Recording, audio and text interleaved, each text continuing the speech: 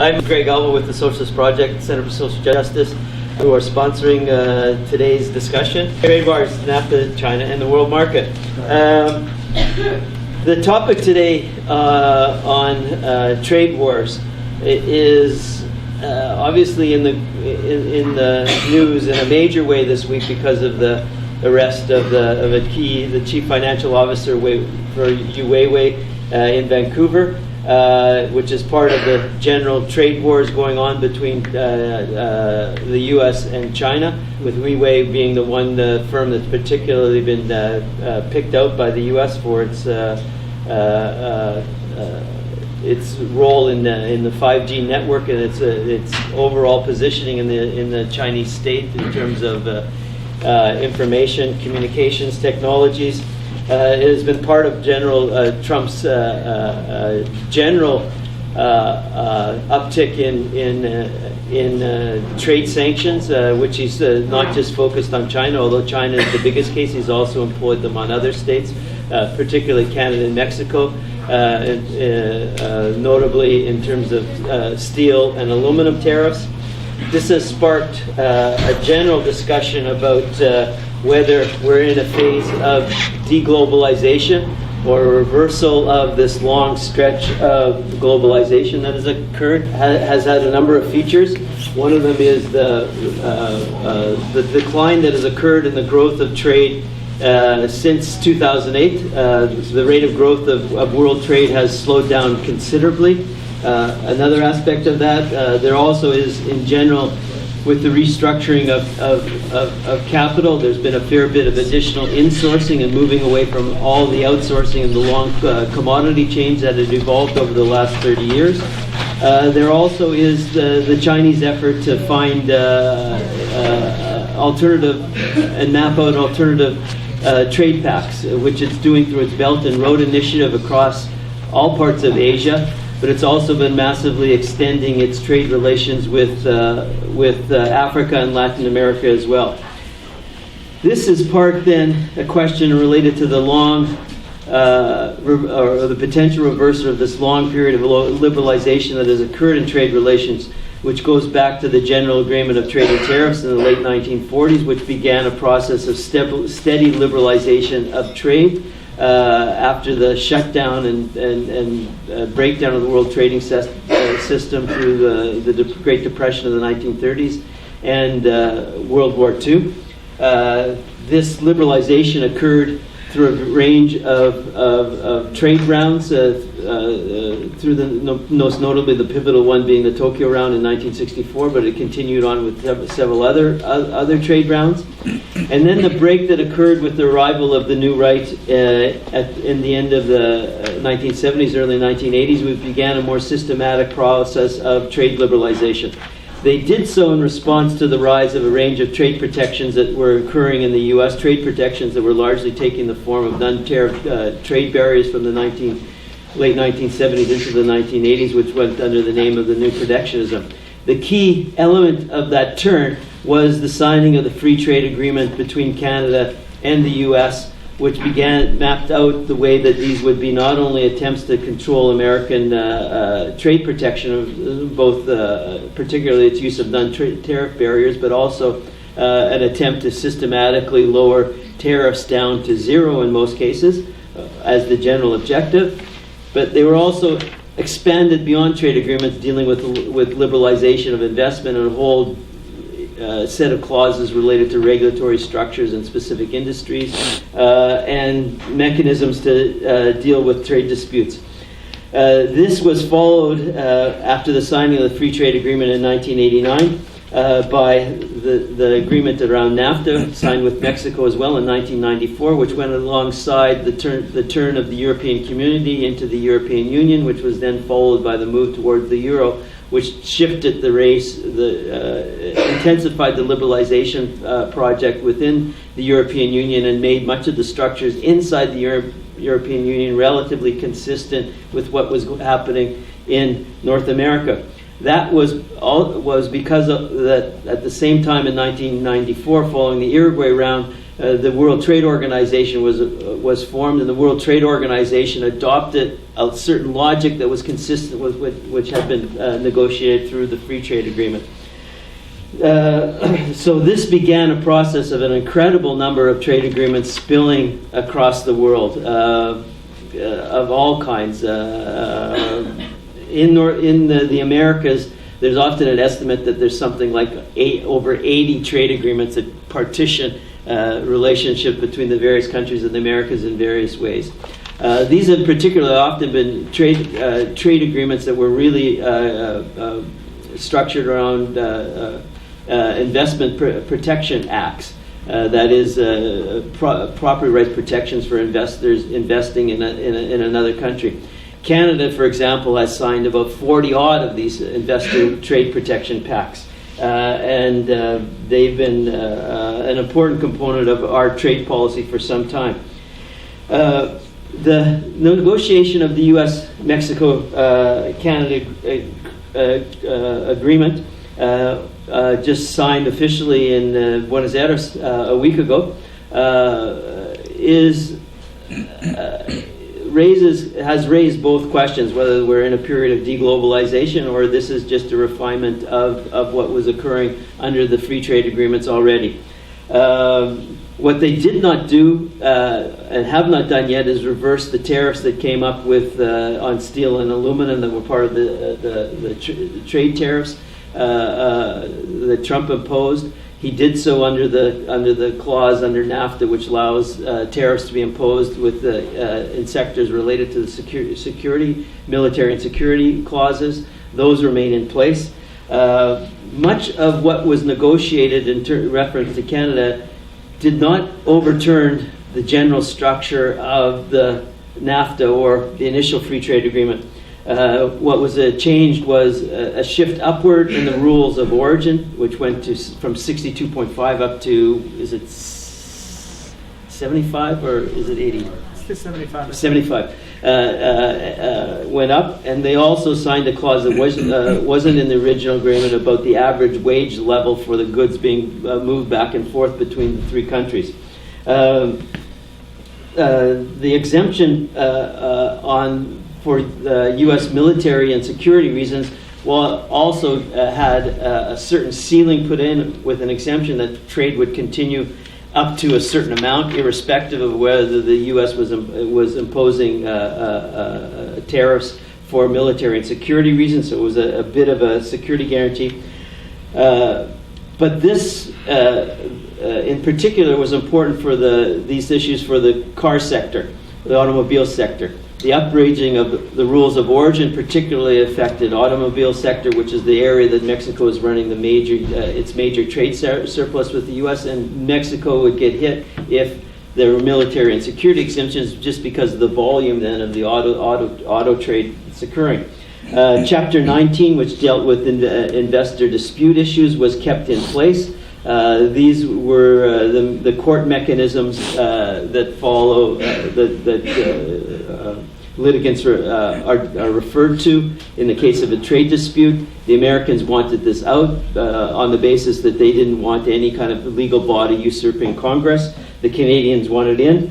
Surprisingly, the thing that was taken out was Chapter 11, which deals with the investor protection. That was left in for Mexico, taken out for Canada. And then a few things related to the dairy market was opened up. Some of Canada's more liberal transfers in terms of patents was eased, which particularly affects the drug sector.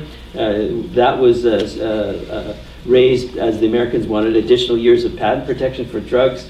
There was also some modification of standards for labor and environment, relatively modest. The energy proportionality clauses were taken out, which basically was targeted at Canadian energy, but was relatively irrelevant since this is so much locked in by the pipelines already. And there was particularly a clause related to China in terms of any sanctions on trade with non-market economies, which means the U.S. was a clause set up so that the U.S. would have some review and veto capacity in terms of Canada developing further relationships with China. These are all the basic key issues in the free trade agreement. There's a whole range of issues we'll kind of now turn our attention to some of the mechanics of these, to the thinking about what's happening in terms of the U.S. states' general orientation trade with the Trump administration, which Steve Maher will speak to. Anna Zalik will speak towards the issues related to Mexico, and particularly some of the issues related to AMLO and the new government's likely position towards the free trade agreement and relationships with the U.S. And Dave will speak in terms of the Canadian labor movement and the issues related to trade in Canada. We will first hear from Steve Maher. Steve has been is a assistant editor of the Socialist Register, and he's been lecturing at the University of Ontario Institute of Technology over the last year, and is also a very active member in Socialist projects. So we'll turn it over to Steve, who writes a lot on American foreign policy and American commerce policy. Steve. Thanks, Greg. So just to frame or break down some of the issues that Greg just presented in detail a little bit more generally.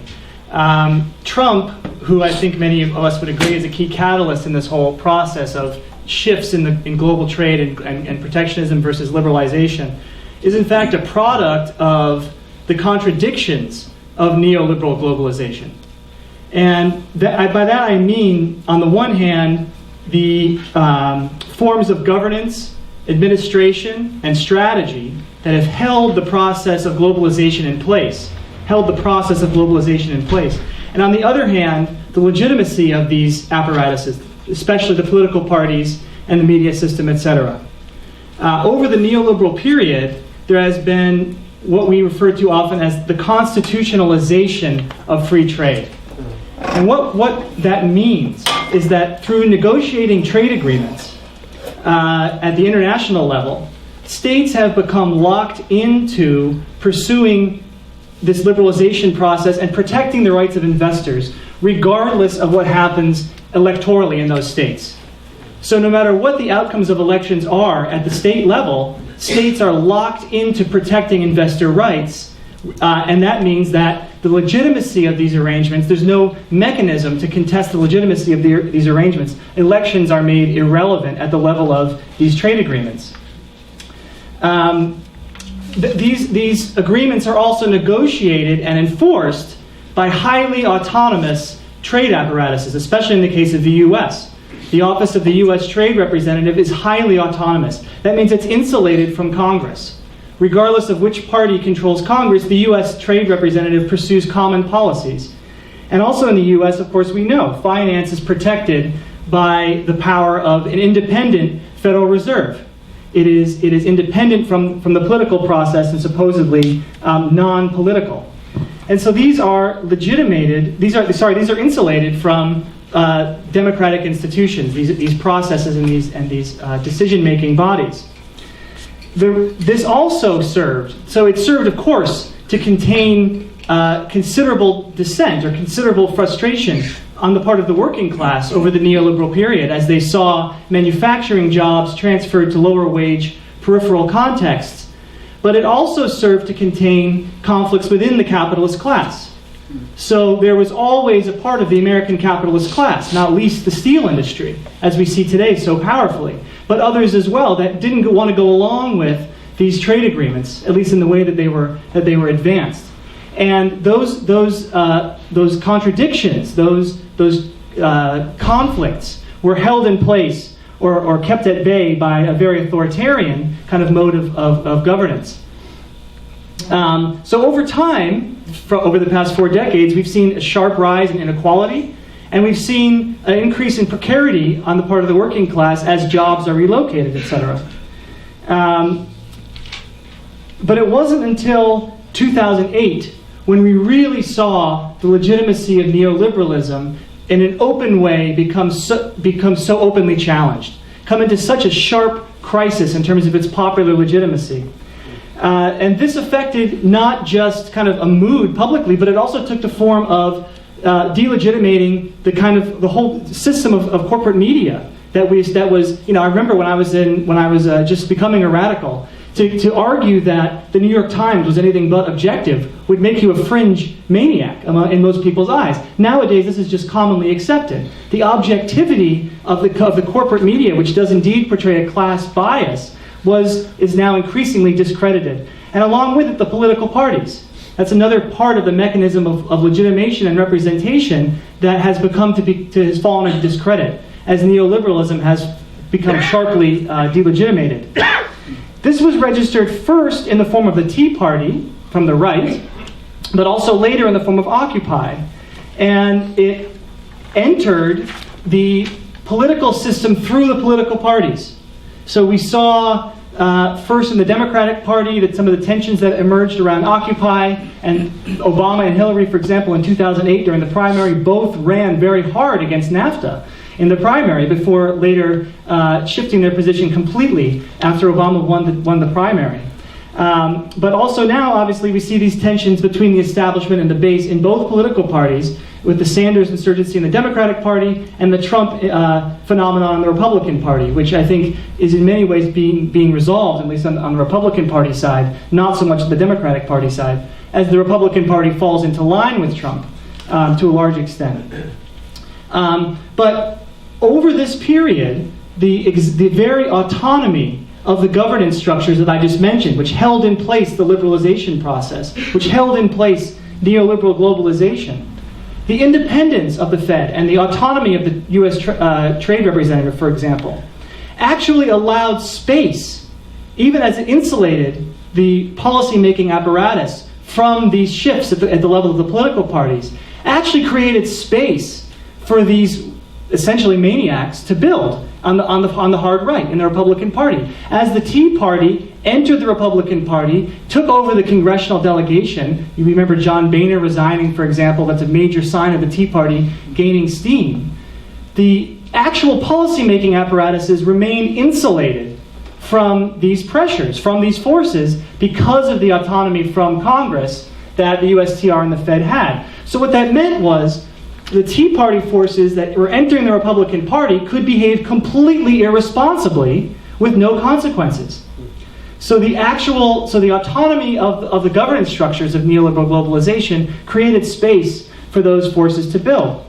And as we saw after 2008, the Republican delegation in Congress was unwilling to support the bailouts and other crisis-fighting measures that were essential to the stability of global capitalism. They relied on, the Bush administration at the time, relied on Democratic votes in Congress in order to push those through. The Republican Party was largely against them. And then we also saw this even perhaps more dramatically with the brinksmanship around the U.S. federal government debt ceiling over 2011 to 2013, when quite literally the U.S. government was nearing default on its debts, which is an unprecedented situation.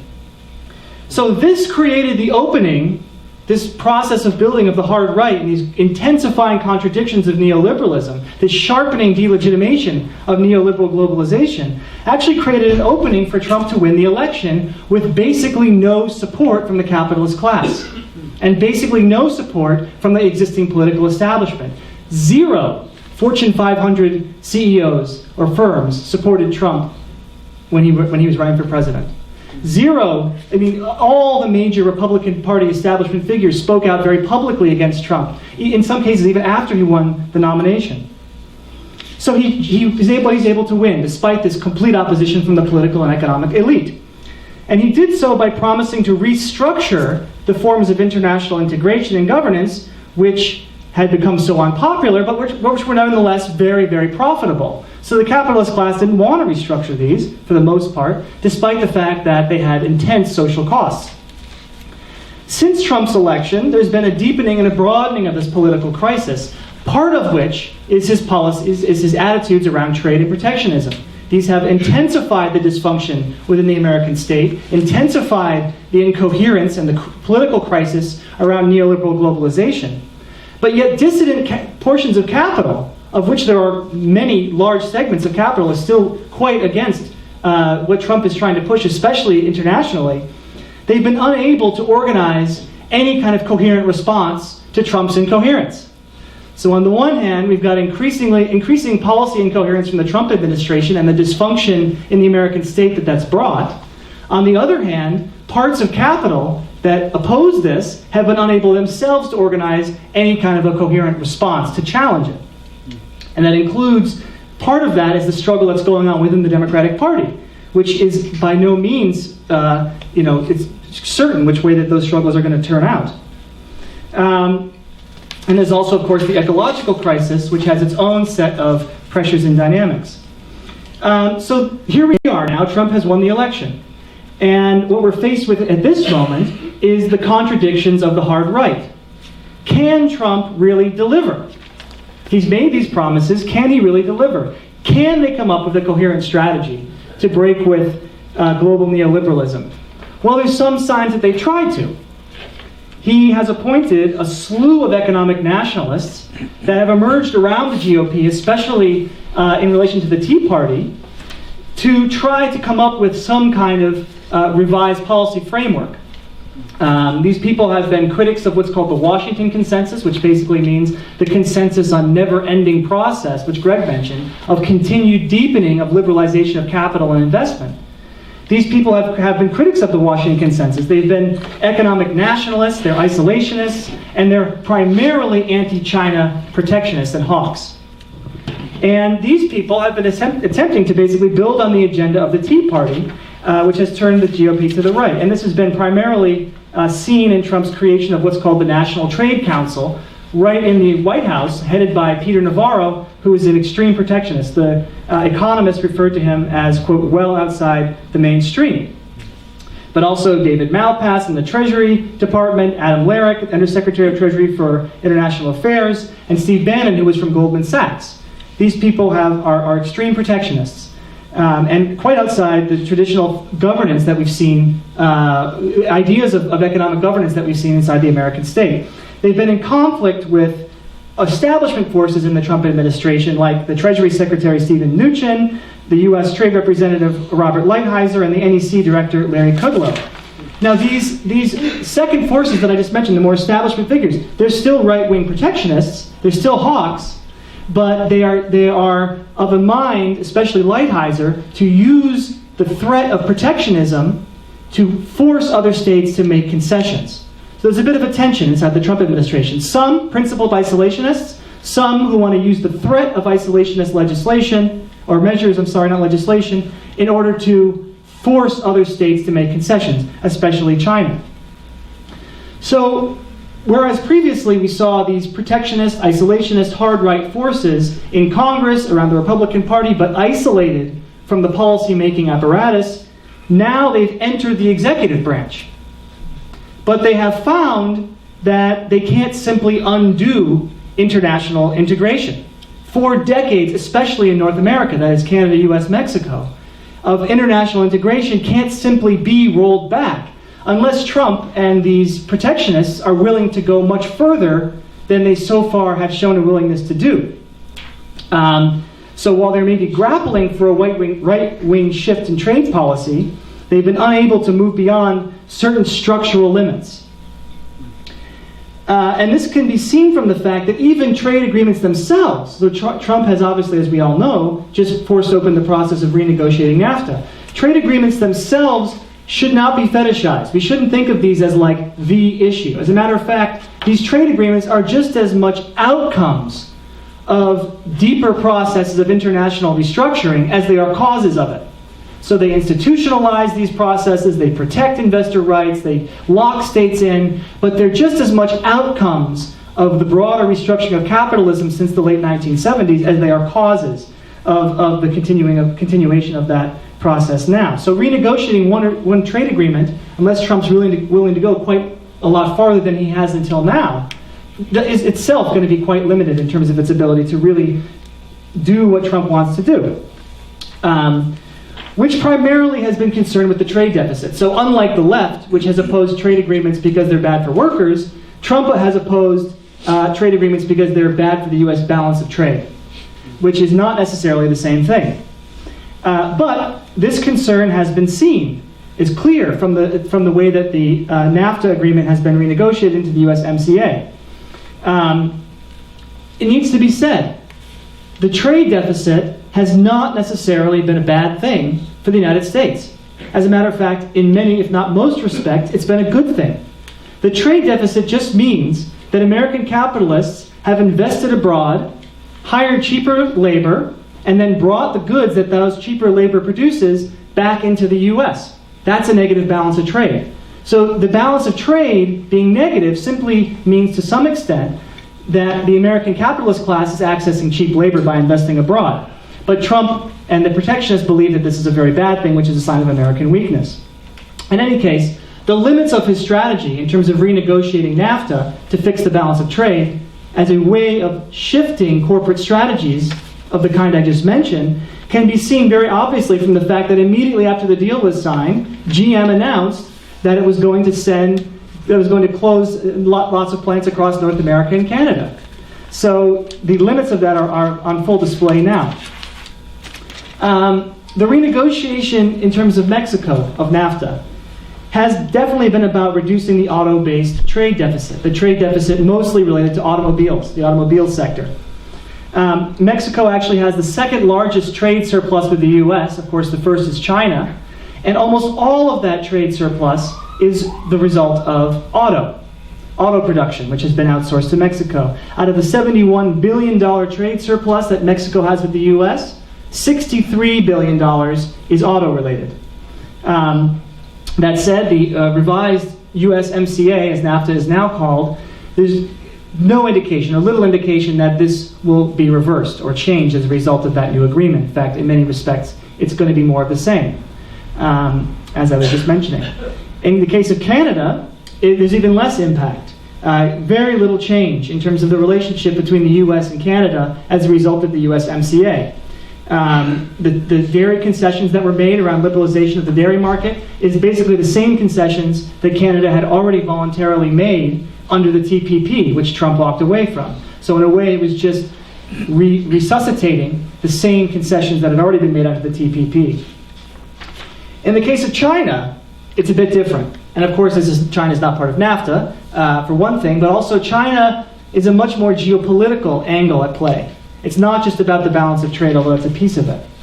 In addition to the balance of trade with China, concerns about technological development, which Greg mentioned some of, and China's efforts to build a sphere of political and economic influence in Asia, especially through creating what they call the new economy around things like the 5G networks, which the Huawei company and others, ZTE, have been developing. Now, this 5G internet technology is going to be the foundation for what's being called the Internet of Things. And the Internet of Things means networking together your devices, networking your laptops, but also connecting processes of manufacturing and infrastructure at the level of like core infrastructure even, so like power grids, etc., those kinds of things. And the U.S. feels like this is a national security threat, that China would control the 5G internet, and moreover, they can use it not just as a form of sabotage, but spying. And so the U.S. is pressuring its allies to step away from Chinese-manufactured 5G products. But there's also other issues.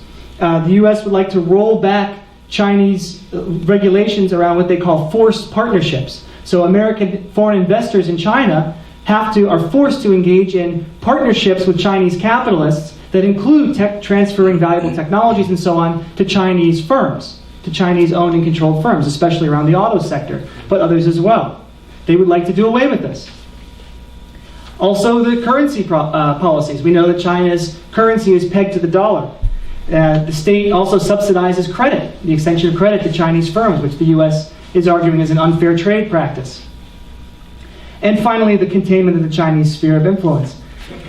Now, the TPP, in many respects, it needs to be noted, would have done most of the things that Trump ostensibly wants to do. It was all about limiting the ability of China to set the terms whereby it would integrate with U.S.-led global capitalism. It was all about making sure the American state had the primary control over what the terms of China's integration would be. But Trump's break with that has thrown, again, a level of incoherence into relations with China as they try to, in an ad hoc way, structure this integration in a different way. Around the same interests, though. So how much time do I have, Greg? 2 or 3 minutes. 2 or 3 more minutes. Okay, so we can talk about the truce with China that's emerged over the past week during the Q&A. In Europe, definitely a lot of the policies Trump's assertions are around trying to help Europe, trying to force Europe to get on board with U.S. containment of China. It's had an uneven history of getting Europe on board with the containment of China, and so a lot of what Trump is pushing in Europe is about that. It's also about the auto sector, and we can talk more about that in the Q&A as well. So just a few concluding thoughts then. As I said, the overall picture here is one of complete coherence and dysfunction. The right-wing hawks do not have a coherent strategy for breaking with neoliberal globalization, but they are in some ways fumbling for one. And for all Trump's rhetoric about China's responsibility for the plight of the U.S. Midwest, none of the policies that I just mentioned that he's pursuing with China, none of the objectives that he's pursuing with China have much to do at all with bringing back something that the American Midwest has lost. It's all about high tech, it's all about geopolitics, it has little to do with restoring the well-being of the American Midwest manufacturing areas. Ironically, in some ways, these policies may actually end up strengthening globalization. And that's true in 2 ways, and I'll just close with this. First, China may concede on a lot of what Trump is asking for. The hawks, therefore, will have been instrumentalized into a program of threatening protectionism, like what we saw with Ronald Reagan, threatening protectionism in order to secure concessions from other states. But this is true in another way as well. The anti-Trump left has failed so far to offer a real alternative to free trade. And so as the left and the Democratic Party, the center left, try to continue to oppose Trump, oppose his xenophobia, oppose his nationalism, oppose his racism, they end up falling into line, at least implicitly, with supporting neoliberal globalization as the only alternative to that xenophobia, nationalism, and racism. So if you're not again, we see the same kind of false arguments being presented around Brexit, around Corbyn in the UK. Anybody who supports continuing with Brexit is supposedly a fascist. It's a similar kind of arguments that we have in the US. The only real alternative to Trump's nationalism, racism, and xenophobia seems to be NAFTA. So the failure of the left to come up with a real criticism outside of that framework is actually it could actually serve to reinforce that agenda altogether. So we can talk more in the Q&A, but I think what I want to leave with is just what seems to be very true, which is that Trump's policies, regardless of what happens, have actually undoubtedly damaged the ability of other states to trust the American state. The damage that this will do to the American state's ability to coherently lead global capitalism will long outlast Trump's administration, most likely. And that's not just because of the obvious political dysfunction in the American state that has been intensifying in recent years. It's also true because of the literal institutional changes that Trump has engineered in the American state. He has hollowed out and rolled back some of the core crisis-fighting mechanisms that the American state developed after 2008 and before, especially in the Treasury Department. Should there be another global crisis, whether or not the Treasury Department would have the capacity, let alone to Trump have the political will, to resolve that crisis in a way that, while preserving globalization in the way that Obama did after 2008, is a big question mark. And we can close it there. I just want to say, if you're interested in this, definitely look at the current Socialist Register, because the articles by Panich and Guindon, which covers much of what I've just said, as well as the 2 by Lin Chun and Sean Stars on China, are absolutely crucial. And these issues are developed much more fully in that volume. Thank you. Anna Zalik from the Faculty of Environmental Studies at York University. Anna studies Nigeria, Mexico, and Canada, particularly in the oil sector, is one of our leading experts on fossil fuels and climate change issues. And Anna also has been following closely the developments in and around the election of AMLO in Mexico. So, Anna. Thank you, Greg. And I was relieved to hear Steve say that what seems to have come out of the latest UMSCA or Kuzma or Temek, depending on which country you're analyzing it from, seems to be a continuation of sort of the past dynamics around trade on the continent, because that's sort of what my impression was, and I was happy to hear it from somebody who's been looking at it in depth. So thank you, Steve. That was a relief to me. I won't be saying anything about climate because, as one of our colleagues knows here, I have managed to sort of say a few things in the recent past that some people have found disturbing on that question. So I'm just going to say nothing really about that. But there's four sort of points that are both empirical and, I guess, to some extent, give a broader view of the dynamics in Mexico that I thought I would just sort of raise from the beginning. And one, they arise from observing, having gone through the speeches that López Obrador made on the first in the Zócalo, so in the main national square in Mexico City, and then at Congress, and sort of the implications that those two speeches have for what may come under his presidency. So Mexico's energy reform, which I've spoken to some people in this audience about before, implemented in 2013, was the outcome of various decades of denationalization of the Mexican energy sector. And the Mexican energy sector holds a sort of global position that's unique because of the expropriation of that country's oil industry from the US and Great Britain in the late 30s, which actually meant the nationalization of major oil companies, what would today be the subsidiaries of ExxonMobil and Royal Dutch Shell. So that nationalization is sort of an anti-imperialist gesture, holds a lot of weight in terms of the way the Mexican people see their relationship with the oil industry as a sort of anti-imperialist relationship. And the 2013 Mexican energy reform, which was the outcome of a couple of decades of slow creeping reform, really implemented this in a very aggressive form. It allowed, for the first time, for actual sets of subcontracting rounds that would allow private foreign companies to extract hydrocarbons in Mexico for the first time since the expropriation in the 30s. So it was quite a significant shift. And one of the things that López Obrador ran on was the reversal of that particular policy measure. So he's been very careful since the victory in July with regard to how he's framed what Mexico will do in response to the 2013 energy reform, which I'll mention shortly. But the first main point is that U.S. and Canada have had a long-standing interest in the denationalization of the Mexican energy sector.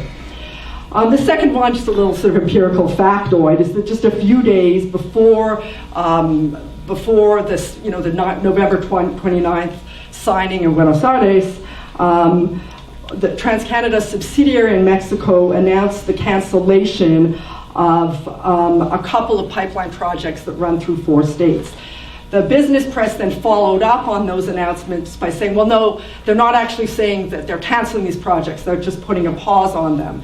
But there was a part of me that wonders if some of this has to do with sort of the anticipation of the implications of, the kind of the end of the sort of NAFTA regime and the beginning of the USMCA regime, no matter how similar they might be to one another, specific dynamics, legal dynamics in those clauses, there might be some interests at play for the firm to say that they're pausing prior to the implementation of the new agreement, even though, as was mentioned by Greg, under the new agreement, investor-state dispute mechanisms between Canada and the U.S. have been removed, some of them, but that under Chapter 11, but there's specific ones that apply to the Mexican energy sector that have been now added. So it's sort of a bit unclear what the dynamics will be about what López Obrador might choose to do about those projects. But in any case, there was this sort of movement that one could sort of see as a bit of a trade war on the part of Mexican,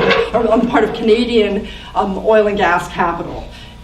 In the sense that TransCanada is one of the major investors in the reformed Mexican energy sector, with something like $8 billion of projected investment in numerous pipeline projects across Mexico, geared at the importation of natural gas from the United States. And that's been a major shift in Mexican energy sovereignty since the implementation of the 2013 reform. I showed a graph in another presentation for the Capitalism Workshop in the summer that just demonstrates since basically at the moment in 2017 that Mexico went from being a net exporter of natural gas to a net importer of natural gas, which mirrors a little bit some of the dynamics around Mexico's position in terms of food sovereignty pre and post NAFTA. And that from the perspective of sort of Mexican pro-national, anti-NAFTA analysts has always been, the major negative outcome of NAFTA for the Mexican national agrarian economy was this change in the dynamics around Mexican food sovereignty when it came to corn production, from being a net importer and self-sufficient in corn, or a net exporter and self-sufficient in corn to a net importer. And so the same dynamic has now happened in natural gas and energy, which again marks a major shift from the way Mexico has sort of constructed its idea of autonomous economic development since the 1917 revolution.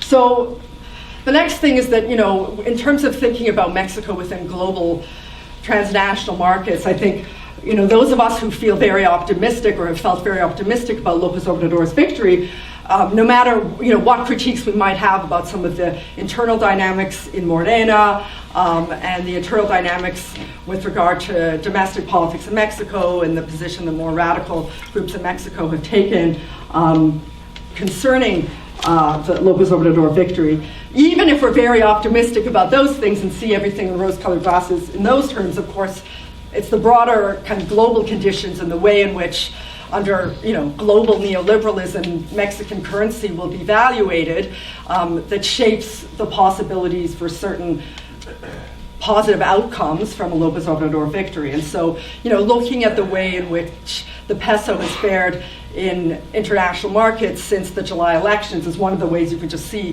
how, neoliberal currency traders and how global markets are sort of assessing the possibility of the kinds of reforms that López Obrador has promised. And so he has been, very cautious in some regards while being sort of fairly radical in other respects. So for instance, a few weeks ago, he held one of various sort of popular consulta popular, sort of popular referenda on major controversial issues. This one was on the airport project, which has been very controversial in Mexico for the extension of the international airport, because when that project was first put into place, which was under Calderón, so not Peña Nieto, there were major human rights violations associated with the repression of flower vendors and the ejidatarios from a particular area that was going to be affected by an expanded airport. And the result of this referendum was the cancellation of this project, which was primarily a Mexican firm that was affected by this, but of course with transnational linkages, and that immediately led to fluctuations and a downgrading of the peso when that happened a few weeks ago. But he was very careful on the first, I would say, in the way he framed their project. So he has been, at the same time as his speech in Congress was a whole critique of neoliberalism, using the term neoliberalism repeatedly. At the same time, he adopted other aspects of some neoliberal discourse in making this critique. So for instance, the main ways that he argues that Mexico will finance a whole set of sort of New Deal-ish policies around the extension of rural infrastructure, the payment of the increase in the payment to senior citizens, particular kinds of monthly supports to students and public universities. This is going to be paid for primarily through two means. One is austerity in the government, which he describes as sort of the end of luxury and the reduction in sort of excessive spending by members of government. And the second is through anti-corruption mechanisms, with corruption being sort of a major concern of the Mexican populace, but corruption also being, a frequent term employed in sort of neoliberal discourse to critique any frequently global South economy that seems to not be,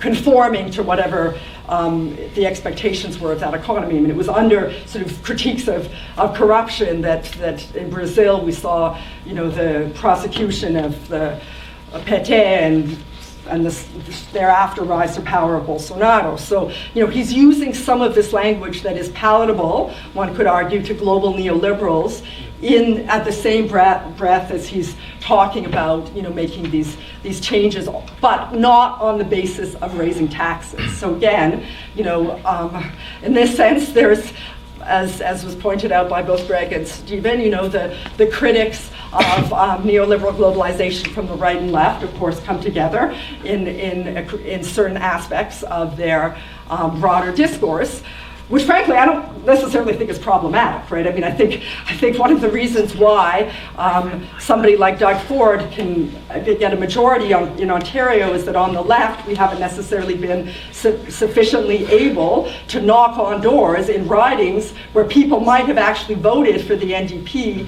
and make them realize, why it is that a particular reading of anti-elite politics on the right and a particular reading of anti-elite politics on the left are different from one another, and why the one on the left is actually the one that represents the interests of the people whose doors we're knocking on. So, I think that there's in the sort of broader context of the rise of anti-neoliberal movements, we all have a lot of work to do to reach out to our neighbors and help sort of unpack the dynamics of different kinds of populist discourse. On that point, I think Viviana Patroni, who's a colleague of many of ours at York, made, I think, a very important point at an event that was organized by the York Political Science Department about the far right a few weeks ago, where she stressed that, the discourse of populism in Latin America needs to be understood very differently than the way the term populism is being sort of bandied about in the critiques of the right. So, I've spoken to my friend and colleague Tania Hernandez Cervantes, who, about the López Obrador victory and about the way The Economist and other sort of, neoliberal publications try to sort of depict López Obrador and Trump as kind of one of the same following the AMLO victory, which, is completely inaccurate. There's some aspects of their discourse that are similar, but López Obrador comes from, a working class background in Tabasco State, was a member of social movements on the Gulf Coast of Mexico for decades, and is somebody who, whatever critiques one might have of some of the people who've surrounded him, is known by the people who have been part of the social movements near him as somebody who sort of walks the talk. He is by no means comes from any sort of background or represents anything similar to Trump. He is much more intelligent and is also, no big claim. Not that that says much, but he is somebody who understands sort of the depth of the social movements and the meaning of the kind of dynamics that have resulted in him coming to power after running for election 3 times, and twice sort of the election having been stolen by fraud. The final thing is he announced also on his election day speeches, and this was just sort of implemented yesterday, that he would ban fracking in Mexico. And this is, one could say, sort of it points towards the role that some of the sort of ecological movements played in helping support his campaign. It points towards his long history with an ecological association in Tabasco State, which has been going for 20 years, which I studied during my doctoral research, and of which he was one of the founders in the 90s.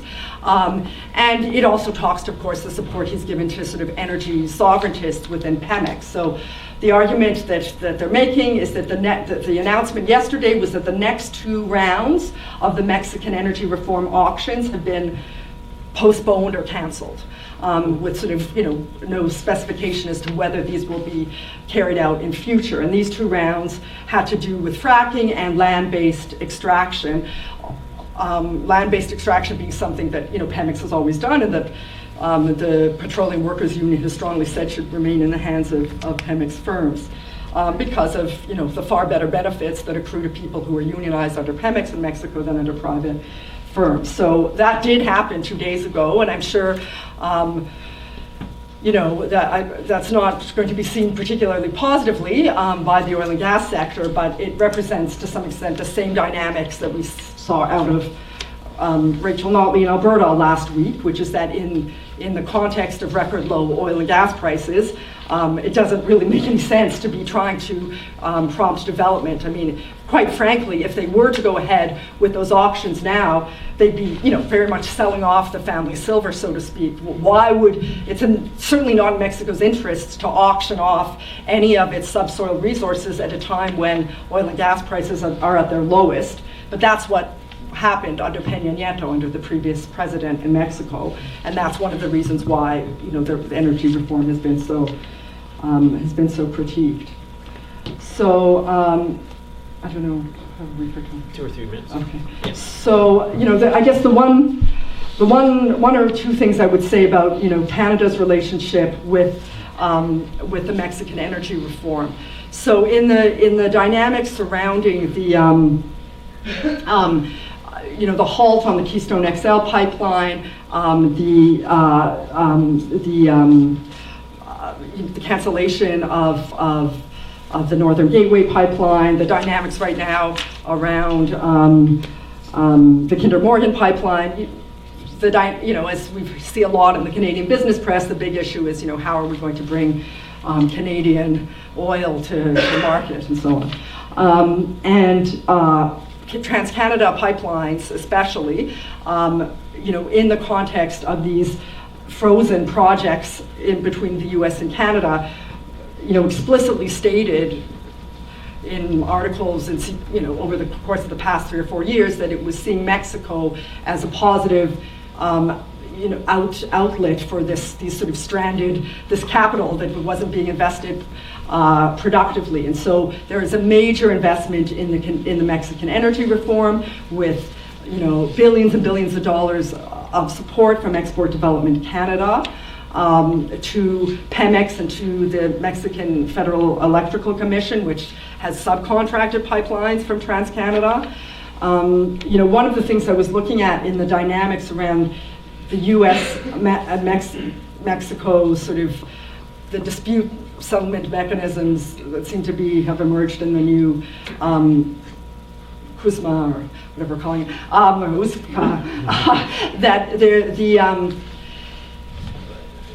thought to myself, well, Canada has many interests in maintaining these dynamics with Mexico, yet it's the U.S. and Mexico who have, it's the U.S. that insisted on maintaining these particular kinds of mechanisms with Mexico. And I wondered about that with regard to TransCanada, but then again, TransCanada operates many times in Mexico through its American subsidiary, TransCanada Pipelines US, so TC Pipelines. So, there might be other ways that TransCanada can have its investments protected external to Canadian, within the context of a US-Mexico sort of dynamics. But the reason why those particular TransCanada pipeline projects were canceled or suspended was precisely because of social movement mobilization against them, in many cases by Indigenous communities across 4 states. And what's interesting in some research that my colleague at the UNAMA, Leda Hernandez Cervantes, and I found from ATIP requests is the extent to which Canada is being used as some sort of a model for right-of-way. In other words, how do we get around communities and Indigenous groups that are opposed to our project? That somehow Canada is an example of best practices in this regard. I think the irony of which is sort of there for all to see, because it's neither good for capital nor good for the communities. So, anyways, I think this was that. So. Thank you.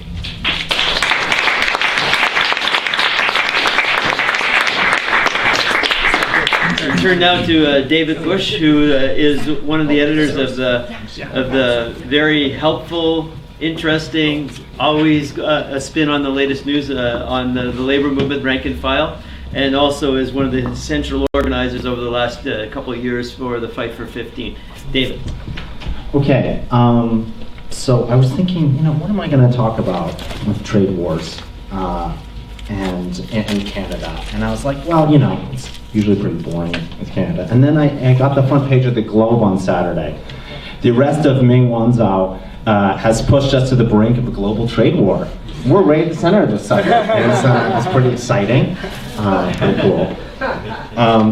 And I think and this is not, so I just want to say, I'll probably do a little bit of an overview and then about what is going on with the, Trump and the trade war, and then how that sort of reflects back into sort of the political context in Canada, and then sort of, especially in the labor movement, and then kind of and I don't really have a solution here, but sort of what should the left and the labor movement do around trade policy and so forth going forward. And I think I agree with Steve, this is not just about trade. We can't hive off trade policy from deeper political issues. And when I look at the Trump trade wars, really what I'm sort of looking at is the last 10 years of crisis, how that was resolved or played out, and what is now happening, right? So we live in a period where the way in which capitalism was saved has created a profound political rupture, I think, across much of the globe. We have the rise of a whole set of new political parties, mostly on the right, some on the left. We have the taking of fringe political ideas from both the right and left and moving into the center of the political landscape. But at the same time, the architecture of neoliberalism is dominant. So the institutions of neoliberalism, the policies, neoliberal policies, are the dominant policies that states actually pursue. But the political context and the political terrain is actually falling apart at the center of, and new political parties are coming into place. And if we look at it, not just, we can look at it since the crisis with the Arab Spring, where regimes after regimes that were pursuing neoliberal policies collapsed out of the contradictions of those policies. And then the European crisis that followed soon after. And recently we see the rise of new right-wing parties or new right-wing or old right-wing parties in the case of Italy, but Hungary, Austria, Germany, Italy, Netherlands, Sweden, and even in the UK, we have the pulling to the right by all these new political forces that are not anti-neoliberal. I think that's important. They're not anti-neoliberal, but they're not wedded to neoliberalism in the same way that is the Liberal Party is. And so it's a very, those parties in many ways are open to pursuing different kinds of policy aims. Now, whether those policy aims will actually achieve and address the crisis in which they are riding up in the polls on is a different question. But the point is that they're open to it, and they have people around them who they're attracting who would pursue protectionist policies, would pursue hard anti-immigration policies. And then on the left, you get something similar, both in Greece, Spain, the rise of Corbyn, the rise of Sanders, Michelin in France. And so we get this period of political polarization, and it's clear that the right is actually benefiting the most from this, although there is something on the left, I think, happening right across the globe as well. That's pretty interesting. And these are all, these parties are coming into power because of legitimate grievances. And those legitimate grievances, it's just a formula. It's years and years of austerity and low economic growth since the crisis. There's been, not pre-crisis levels of economic growth. Austerity plus that, plus rising obscene inequality gives you something like Trump. It gives you something like the AfD rising in Germany. And I think that this represents a turn towards nationalistic rhetoric, in which the people pursuing that nationalist rhetoric don't have a great sense about how to break with the institutions of neoliberalism, but are riding a contradiction. And that contradiction is playing itself out, and it's explosive. We can see it in France, where policies pursued by the center are being contested both from the far right and from the left. And inside that moment, right now, is a political battle by the far left, essentially, and the far right about who can actually express those legitimate grievances and find pathways forward. And so I think what I would just say is that Trump is not some sort of anomaly. I think that we can't treat Trump, even though he's whatever he is, he symbolizes something that is much deeper, and that is happening right across the globe. I mean, he's like, head of world imperialism, and that doesn't just happen by chance. And I think in terms of Canada, though, we sit at something a little more, it's more muted. Political polarization in Canada is much more muted, and precisely because the institutions of neoliberalism are more embedded. The crisis has not been as extreme here as it's been in many other countries. We have other kinds of institutions like unions, for instance. Union density remains relatively strong compared to the US and to many other countries. There hasn't been a deep economic crisis. We came out of it relatively okay compared to other countries. And I think that you see that in what's being politically expressed, that no political party, for instance, has a position that breaks with a consensus of supporting free trade. That not now, not over the last 10 years. There has been muted criticisms of NAFTA here or there, but more or less the pre-crisis consensus on free trade has continued. And this places, I think, on the international scale, something like Trudeau between a rock and a hard place, right? Because Trudeau was, unlike, I think, a little less like Harper, trying to pursue broader, bigger deals, like, sort of like Harper, but I think really trying to hang his hat on things like CETA, which passed in 2016, and then the TPP, which the Liberals were really pressing hard on. And then all of a sudden, because Canada is a big player, those things blow up, and the Liberal government has to find new strategies. So they go back to what Harper was, I think, fairly competent at, which is producing bilateral agreements with Colombia, Korea, and I think that's the strategy that we're trying to pursue with China. And now that the TPP is dead, well, all of a sudden we're trying to pursue this bilateral trade agreement with China, and then all this shit happens involving Iran and Chinese multinational and arrests, and the China government is like, I don't know, I think our ambassador is going in to meet with the Chinese government and about to get spanked or something. So I think that there is some serious problems or structural issues that the Liberal government is facing, and that Trudeau is a symbol of this sort of like bygone era of like neoliberal capitalism, right? Him and Merkel kind of were the last people standing at some point. And I think the goal of the Canadian state, at least with these bilateral agreements and even these bigger agreements, was to, it has priority areas, like protect auto jobs, protect aerospace, protect oil and gas, protect agriculture, protect mining. So those are the Canadian state priorities, and that's what those kinds of industries in the Canadian state are lobbying and putting pressure on. Now, partly also on the auto sector, it is a strategy of the unions to push that.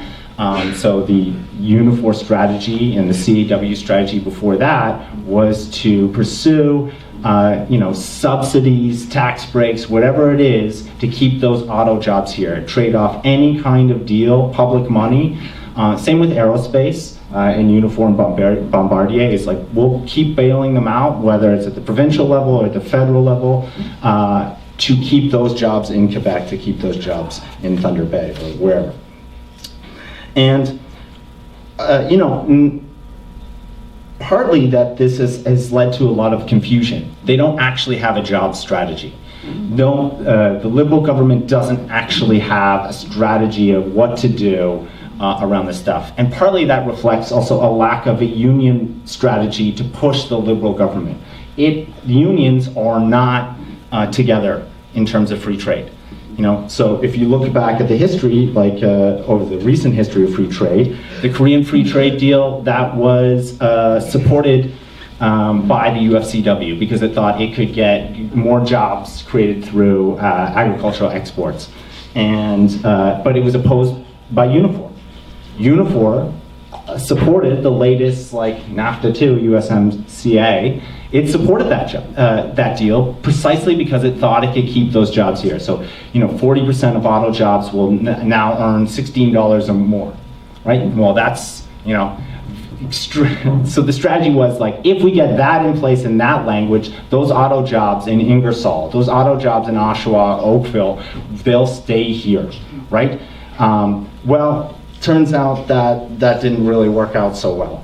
But CUPE, for instance, opposed that deal precisely on the pharmaceutical end, around the sort of issues around pharmaceuticals. And so the union movement has no coherent strategy. The Liberal government has no coherent strategy, and we're left out with the Liberal government trying to lobby, hang its hat on continuing to do basically NAFTA 2.0, continuing TPP, but on a bilateral relation.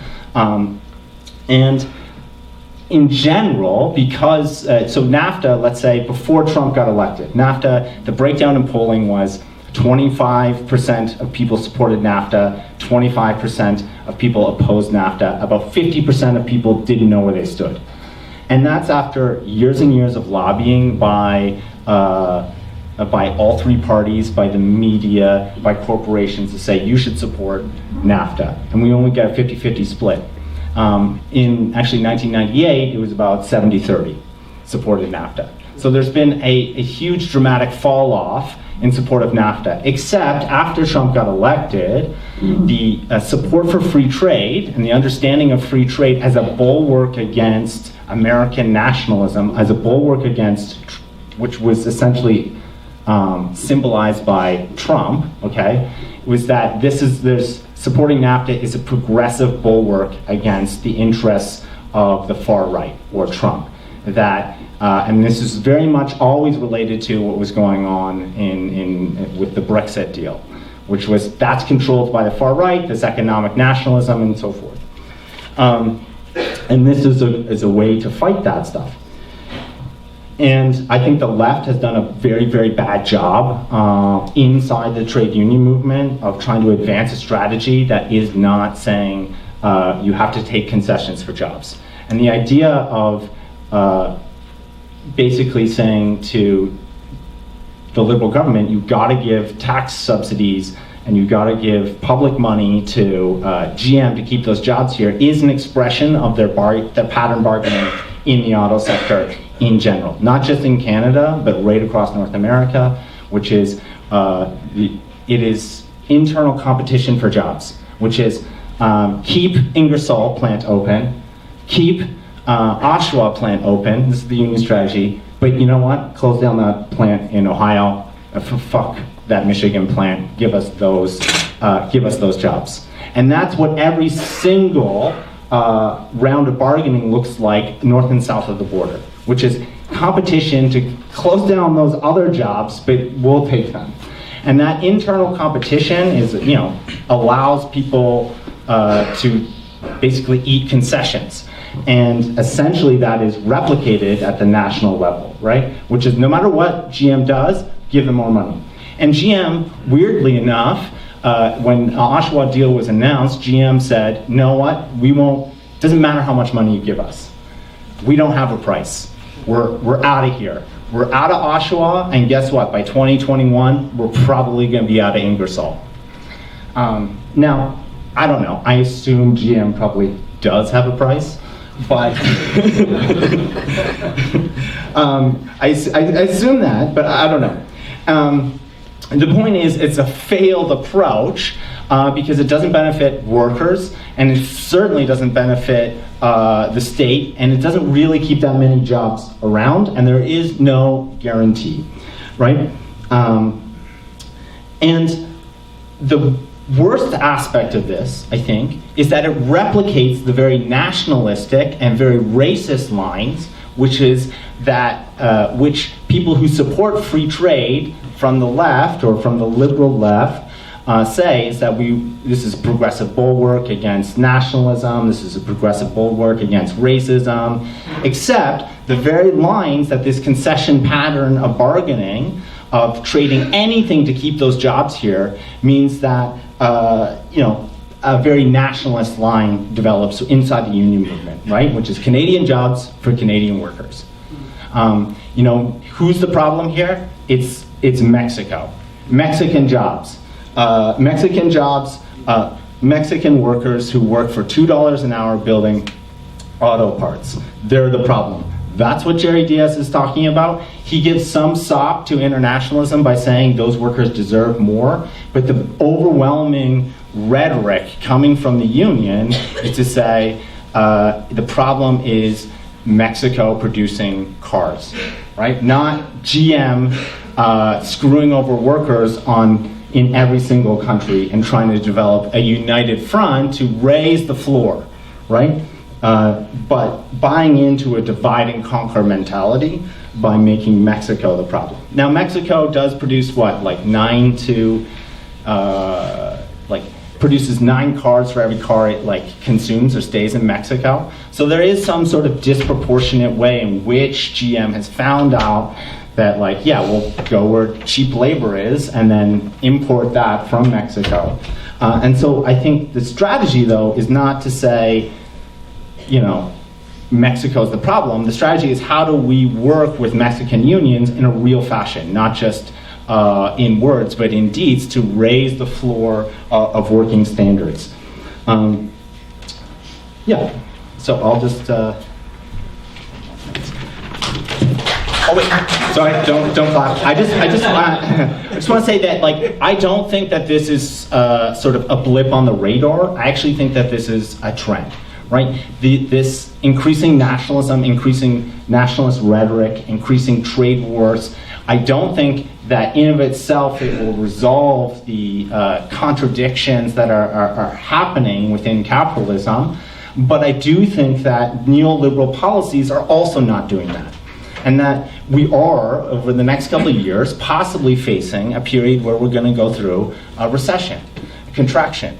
The signs are there, the bond market just inverted on the 2 to 5 year bonds. We see productivity numbers are extremely low. I think in the last quarter, trade contracted, global trade contracted. So there's worrying signs that if a recession does happen, I don't know what it looks like, I'm not here to predict a recession, but it does open the door not to neoliberal conclusions of we need more free trade or whatever, but more racism, more xenophobia, and I think something to be concerned about here in Canada is that while we haven't been hit with that to the extent the rest of the world has, it's quite possible here. It is very, very possible here that happens on a more organized front. And the point of the left here is we have to offer our own criticisms. We have to offer our own alternatives of of what is happening, the misery that most people are facing on a day-to-day life. We have to actually say, here's the criticisms and here's what you can do about it. But we can't just do that from the position that we're at now. The left does not have any social weight. Anyone can say anything, right? Anyone can say, I have the greatest idea of how to solve the crisis. But if you do not have the social weight, no one cares. No one cares what you say. And so our goal is to build from the margin back into the center of the working class, to be able to have a voice to launch criticisms. That means building rank and file networks in trade union movements. That means building in communities that have long been abandoned by the left, to be able to have social weight. And to do that, we need to be involved in organizing wherever movements are moving. And how these tensions get played out over the number of years are going to determine whether we see, more nationalism, more Trumpism. Maybe in 20 years, we're gonna have a launch of the Trump Memorial Library, and people will be like, oh, he was such a nice guy. He was so much more mellow than the people who came after him. I didn't think it would happen with Bush, but apparently it did. So I just think that there's real dangers afoot, and we have to get it together.